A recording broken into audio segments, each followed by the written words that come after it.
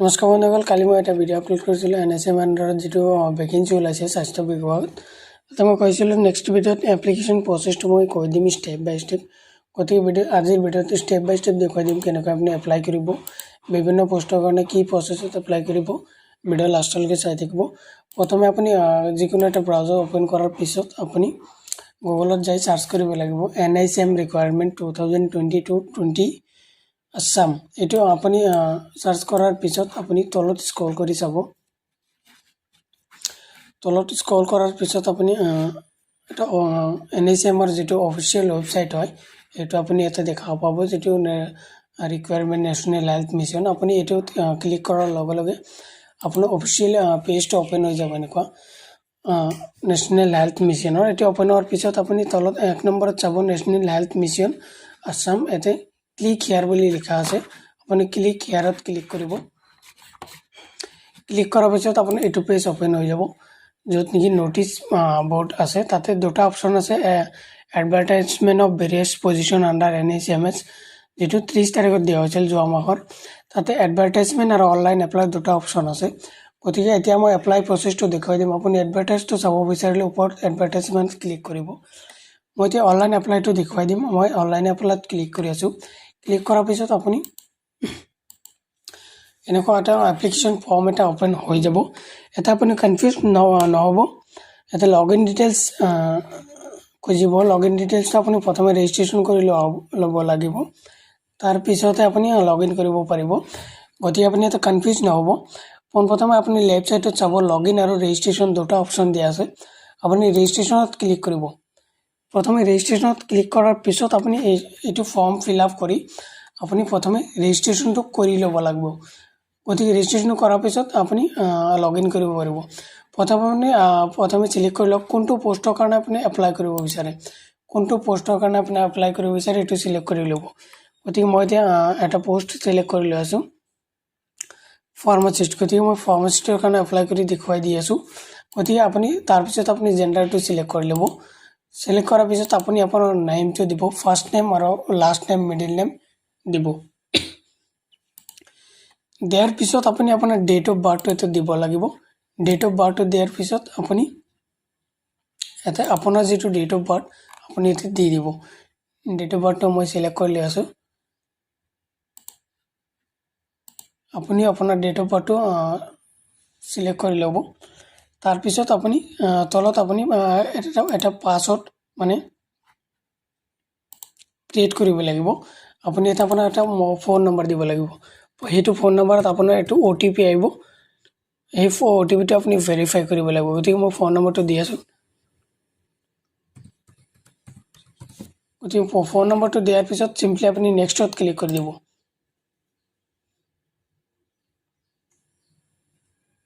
নেক্সটত click কৰাৰ লগে লগে আপোনাৰ মোবাইলত এটা OTP আহিব।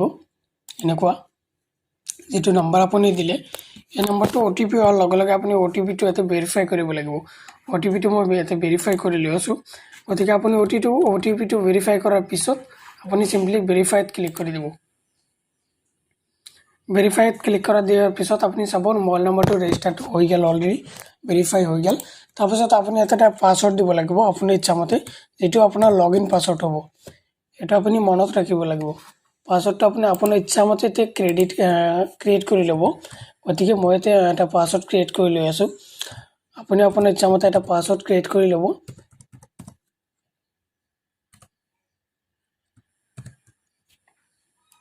এটো পাসওয়াৰ্ডটো আপোনাৰ লগইন পাসওয়াৰ্ড হ'ব। গতিকে আপুনি এটো পাহৰি নাযাব, মনত ৰাখিব।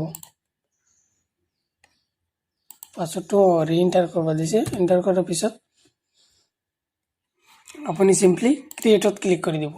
ক্ৰিয়েটত ক্লিক কৰাৰ লগে লগে আপুনি চাব you have successfully sign up, মানে আপোনাৰ ৰেজিষ্ট্ৰেচনটো হৈ গেল। ৰেজিষ্ট্ৰেচনটো হৈ গেল। এতিয়া আপুনি সিম্পলি লগইনত ক্লিক কৰিব। আপুনি লেফট সাইডত চাব লগইনত ক্লিক কৰিব। লগইনত ক্লিক কৰাৰ লগে লগে আপোনাৰ লগইন ডিটেইলছ ইয়াতে দিব লাগিব। গতিকে মই আপুনি যেটো পাসওয়াৰ্ড দিলে পাসওয়াৰ্ডটো এটা সিলেক্ট কৰিব। প্ৰথমে আপুনি এতে সিলেক্ট কৰিব ইউজাৰ টাইপ। আপুনি যেটো এপ্লিকেন্ট গতিকে আপুনি এপ্লিকেন্ট সিলেক্ট কৰিব। সিলেক্ট কৰাৰ পিছত আপুনি কোনটো পোষ্টৰ কাৰণে এপ্লাই কৰিম বুলি আপুনি ৰেজিষ্ট্ৰেচন কৰিছিল। মই যেতিয়া ফাৰ্মাসিষ্টৰ কাৰণে এপ্লাই কৰিম বুলি ৰেজিষ্ট্ৰেচন কৰিছিলো, এটো এতে সিলেক্ট কৰিব। আপুনি আপোনাৰ ফোন নম্বৰটো ইয়াতে চিলেক্ট কৰিব লাগিব, যেটো আপুনি ৰেজিষ্ট্ৰেশ্যনৰ সময়ত দিছিল। ফোন নম্বৰটো চিলেক্ট কৰাৰ পিছত আপুনি পাছৱৰ্ডটো দিব ইয়াতে। পাছৱৰ্ড দিয়াৰ পিছত আপুনি তলত কেপচা দি আছে, কেপচাটো আপুনি ইয়াতে দি দিব, যেটো সেম টু সেম যেনেকুৱা দিয়া আছে। কেপচাটো দিয়াৰ পিছত আপুনি সিম্পলি তলত লগইনত ক্লিক কৰি দিয়ক। লগইনত ক্লিক কৰি দিয়াৰ লগে লগে আপোনাৰ এইটো পেজ লগইন হৈ যাব। গতিকে লগইন হোৱাৰ পিছত আপোনাৰ নেক্সট ষ্টেপটো আপুনি ষ্টেপ বাই ষ্টেপ কৰিব পাৰিব। গতিকে লগইনত ক্লিক কৰাৰ লগে লগে আপুনি চাওক এপ্লিকেশ্যন ফৰ্মটোতে ওপেন হৈ যাব। এটা টোটাল 6টা ষ্টেপ আছে। Personal details, essential education qualification, তাৰপিছত এডুকেশ্যনাল কোৱালিফিকেশ্যন, ওয়াৰ্ক এক্সপিৰিয়েন্স মানে আপুনি আগতে যদি কৰবাত কাম কৰিছে এটো কিবা এক্সপিৰিয়েন্স থাকিলে আপুনি দিব লাগিব। আৰু নাম্বাৰ 5ত আপুনি ডকুমেন্টছ আপলোড, তাৰ পিছত লাষ্ট ষ্টেপ আপুনি ফিনিশ হৈ যাব। গতিকে ইয়াতে এইখিনি আপুনি চাব পাৰে ফ্ৰী ফিল ডিটেইলছ, মানে ৰেজিষ্ট্ৰেশ্যনৰ সময়ত মই যিখিনি দিছিলোঁ ইয়াতে ফ্ৰী ফিল ডিটেইলছখিনি শ্ব' কৰিছে। বাকীখিনি যিখিনি শ্ব' কৰা নাই আপুনি ইয়াতে দিব লাগিব। গতিকে মই প্ৰথমে ৰিলিজনটো চিলেক্ট কৰি লৈ আছো। আপোনাৰ ৰিলিজনটো আপুনি ইয়াতে চিলেক্ট কৰি ল'ব। তাৰপিছত আপুনি কাষ্টটো চিলেক্ট কৰি ল'ব, আপুনি কোনটো কাষ্টৰ পৰা বিলং কৰে, জেনেৰেল নে ওবিসি নে এসসি এসটি। মই গতিকে চিলেক্ট কৰি লৈ আছো। তাৰপিছত PWD2 ষ্টাৰ মাৰ্ক যিহেতু, গতিকে আপুনি যিকোনো এটা চিলেক্ট কৰিব লাগিব। আপোনাৰ হিচাপত আপুনি চিলেক্ট কৰি ল'ব। তাৰপিছত আপুনি আপোনাৰ পাৰ্মানেণ্ট এড্ৰেছটো ইয়াতে দিব লাগিব। গতিকে পাৰ্মানেণ্ট এড্ৰেছটো দিয়াৰ পিছত আপুনি নেক্সট ষ্টেপত যাব পাৰিব। গতিকে মই পাৰ্মানেণ্ট এড্ৰেছখিনি ইয়াতে দি আছো। তাৰপিছত নেক্সট ষ্টেপত মই দেখুৱাই দি আছো। এনে ষ্টেপ বাই এনে ভিডিঅ'টো লম্বা হৈ গ'ল, গতিকে মই নেক্সট ষ্টেপত আপোনাক দেখাই দিছো। মই এড্ৰেছখিনি ইয়াতে দি আছো প্ৰথম। গতিকে মই এড্ৰেছখিনি দি দিছো। পাৰ্মানেণ্ট এড্ৰেছখিনি মই ইয়াতে দি দিলোঁ। আপোনাৰ হিচাপত আপোনাৰ এড্ৰেছটো দি দিব। তাৰপিছত কাৰেছপণ্ডেণ্ট এড্ৰেছ ইয়াতে খুজি আছে। গতিকে আপোনাৰ এড্ৰেছটো যদি সেম হয়, ইয়াতে লিখা আছে সেম এজ পাৰ্মানেণ্ট এড্ৰেছ, আপুনি সিম্পলি ইয়াতে টিক কৰি দিব। তাৰপিছত আপুনি সিম্পলি তলত আপডেট বুলি অপশ্যন এটা আছে, আপডেটত আপুনি ক্লিক কৰি দিব। আপডেটত ক্লিক কৰাৰ লগে লগে আপোনাক কনফাৰ্মেশ্যন খুজিব ইয়াতে। গতিকে আপুনি সিম্পলি অকেত ক্লিক কৰি দিব। অকেত ক্লিক কৰাৰ লগে লগে চাওক পাৰ্সোনাল ইনফৰমেশ্যন আপডেটেড সাকসেসফুলি, আপুনি সিম্পলি নেক্সটত ক্লিক কৰি দিব। নেক্সটত ক্লিক কৰাৰ পিছত আপুনি আপোনাৰ এসেনশিয়াল এডুকেশ্যনাল কোৱালিফিকেশ্যনখিনি ইয়াতে দিব লাগিব। গতিকে আপুনি কি কোৱালিফিকেশ্যন দিব লাগিব, এসেনশিয়াল কোৱালিফিকেশ্যন আপুনি এজ পাৰ এডভাৰটাইজমেণ্ট ইয়াতে চিলেক্ট কৰিব লাগিব। ডিগ্ৰী যেহেতু মই ফাৰ্মাচিষ্ট চিলেক্ট কৰিছোঁ, গতিকে ইয়াতে ডিগ্ৰী বি ফাৰ্ম বা ডি ফাৰ্মৰ এডুকেশ্যন ডিটেইলছ ইয়াতে খুজি আছে। গতিকে আপুনি যিটো পোষ্টৰ কাৰণে চিলেক্ট কৰিব সেই হিচাপত আপুনি আপোনাৰ ডিটেইলছখিনি দি দিব। গতিকে এইখিনি বাকি ডিটেইলছখিনি খুজি আছে। গতিকে ইয়াতে নেম অফ কোৰ্চ আপুনি মই কোনটো কোৰ্চ কৰিছোঁ ইয়াতে সেইখিনি ইয়াতে খুজি আছে। কোৰ্চ ডিউৰেশ্যন মই কিমান বছৰ কোৰ্চটো আছিল, তাৰপিছত কোৰ্চ ষ্টাৰ্ট ডেট, এইবিলাক details, university name, institute name, এইবিলাক টোটেলছ ডিটেইলছখিনি দিব লাগিব। আপুনি কোনটো ইয়াৰত পাছ কৰিলে, পাৰ্চেণ্টেজ কিমান, ডিভিজন কিমান, গ্ৰেড কিমান, এইবিলাক দিব লাগিব। দিয়াৰ পিছত আপুনি নেক্সট ষ্টেপত যাব পাৰিব। গতিকে এইখিনি ডিটেইলছ মই ফিল কৰি লৈ আছোঁ। তাৰপিছত আপোনাক ষ্টেপ বাই ষ্টেপ দেখুৱাই দি আছোঁ। গতিকে আপুনি চাব পাৰে মোৰ বেচিক এডুকেশ্যনেল ডিটেইলছখিনি ইয়াতে দি দিলোঁ মই। তাৰ পৰা নে চায়েন্সৰ পৰা সেইখিনি ইয়াতে দিব লাগিব। আপোনাৰ এইচএছ কৰা কলেজখনৰ নাম দিব লাগিব। আপোনাৰ যিটো বৰ্ড আছিলে, ইউনিভাৰ্চিটি মানে ইয়াতে কনফিউজ নহ'ব। ইউনিভাৰ্চিটি মানে আপোনাৰ আছাম হায়াৰ ছেকেণ্ডেৰী যিটো বৰ্ড আছিল এইটো দি দিব। আৰু কোৰ্চ ডিউৰেশ্যনটো 2 ইয়াৰ্ছ দি দিব। আৰু বাকীখিনি আপোনাৰ পাৰ্চেণ্টেজ কিমান, কোনটো ইয়াৰত পাছ কৰিছে, ডিভিজনটো দিব। দিয়াৰ পিছত আপুনি সিম্পলি এডত ক্লিক কৰি দিব। এডত ক্লিক দিয়াৰ পিছত আকৌ মানে কনফাৰ্মেশ্যন খুজিব, আপুনি অ'কে কৰি দিব। অ'কে কৰাৰ লগে লগে আপোনাৰ নেক্সট ষ্টেপত অট'মেটিকেলি মানে লৈ যাব আপোনাক।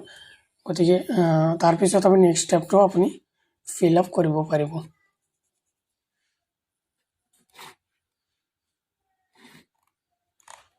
নেট শ্ল' চলি আছে, অলপ ৱেইট কৰিব।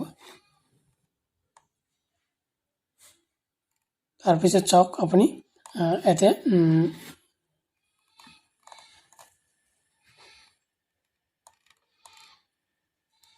দি দিছোঁ আৰু এটা এডুকেশ্যন কোৱালিফিকেশ্যন আপুনি দিব লাগিব ইয়াতে। গতিকে আপুনি এতিয়া মেট্ৰিকৰটো দিব লাগিব। মই প্ৰথমে মানে HSৰটো দিছিলোঁ।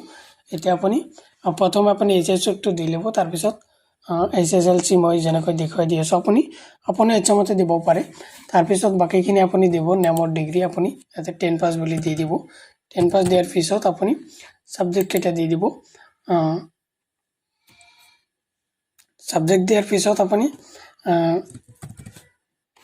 ষ্ট্ৰীমটো চিলেক্ট কৰি ল'ব। ইয়াতে আধাৰ দি দিব। মেট্ৰিকত আপুনি আধাৰ দি দিব। ইয়াতে ছায়েন্স কমাৰ্চ আৰ্টছ দিব নালাগে। তাৰপিছত মই ইয়াতে জাষ্ট অল বুলি দিছোঁ। আপুনি আপোনাৰ ছাবজেক্ট কেইটা ইয়াতে দি দিব। আপুনি ইয়াতে ছাবজেক্ট কেইটা দি দিব। তাৰপিছত আপুনি মই এইখিনি ফিল আপ কৰি আপোনাক দেখুৱাই দি আছোঁ। চ' আপুনি চাব পাৰে মই SSLC ডিটেইলছখিনি দি দিছোঁ। মানে মেট্ৰিকৰ ডিটেইলছখিনি দিয়াৰ পিছত চিম্পলি আপুনি এইটো এডত ক্লিক কৰি দিব। এডত ক্লিক কৰাৰ লগে লগে আপোনাৰ এইটো 10th লেভেলৰ এডুকেশ্যনেল কোৱালিফিকেশ্যন মানে এড হৈ যাব। গতিকে এইটো এড কৰাৰ পিছত আপুনি চিম্পলি তলত চাব এড হৈ গ'ল। আপুনি এটা চাব পাৰিব আপুনি আপোনাৰ SSLC কোৱালিফিকেশ্যন আৰু HSৰ কোৱালিফিকেশ্যনটো দিয়া হ'ল। এতিয়া আপুনি নেক্সটত ক্লিক কৰি দিব। নেক্সটত ক্লিক কৰাৰ লগে লগে আপুনি এটা নেক্সট ৱৰ্ক এক্সপিৰিয়েঞ্চ যদি আপোনাৰ কিবা কিবি আছে, আপুনি ইয়াৰ আগত যদি ক'ৰবাত কাম কৰি আছিলে এইটো আপুনি ইয়াতে দিব লাগিব। যদি কৰা নাই আপুনি চিম্পলি এইবিলাকত 0 দিব পাৰিব। গতিকে আপুনি নেম অফ এক্সপিৰিয়েঞ্চ যদি থাকে আপোনাৰ দি দিব। আপুনি নেম অফ অৰ্গেনাইজেশ্যন আপুনি ক'ত আগতে কাম কৰিছে, আপোনাৰ ডেজিগনেশ্যন কি আছিল, নেচাৰ অফ ডিউটি কি আছিল, কিমান তাৰিখৰ পৰা কিমান তাৰিখলৈকে আপুনি তাত কাম কৰিছে, তাৰপিছত ছাৰ্ভিচ ডিউৰেশ্যন এইবিলাক দি দিব। আৰু যদি আপুনি ক'ৰবাত কাম কৰা নাই আপুনি চিম্পলি ইয়াতে কিবা কিবি XYZ দি দিব। যিহেতু আপুনি কাম কৰা নাই গতিকে আপুনি XYZ এইবিলাক দি দিব। আৰু আপোনাৰ যদি এক্সপিৰিয়েঞ্চ আছে সেইটো আপুনি ইয়াতে দিব লাগিব। আৰু যদি এক্সপিৰিয়েঞ্চ নাই কোনো কথা নাই, আপুনি চিম্পলি কিবা এটা চিলেক্ট কৰি দিব ইয়াতে। আৰু যদি এক্সপিৰিয়েঞ্চ আছে আপুনি দিব লাগিব। তাৰপিছত এইটো আপুনি ডিপেণ্ড কৰিব আপোনাৰ এক্সপিৰিয়েঞ্চৰ ওপৰত। যদি আছে এইখিনি দিয়াৰ পিছত ডিটেইলছখিনি দিয়াৰ পিছত আপুনি এডত ক্লিক কৰি দিব। এডত ক্লিক কৰাৰ লগে লগে আপোনাৰ নেক্সট ষ্টেপত যাব, ডকুমেণ্টছ আপলোড কৰিব দিব। এইটো মষ্ট ইম্পৰ্টেণ্ট পাৰ্ট হয়।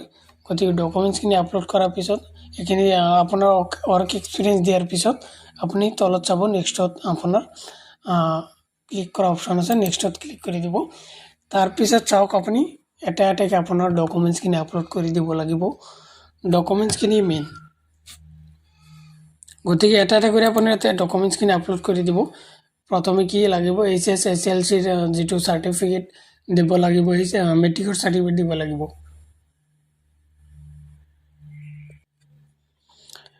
তাৰপিছত HSৰ চাৰ্টিফিকেট দিব লাগিব, ফটো, ছিগনেচাৰ আৰু এছেঞ্চিয়েল কোৱালিফিকেশ্যন চাৰ্টিফিকেট। ইয়াতে কনফিউজ নহ'ব।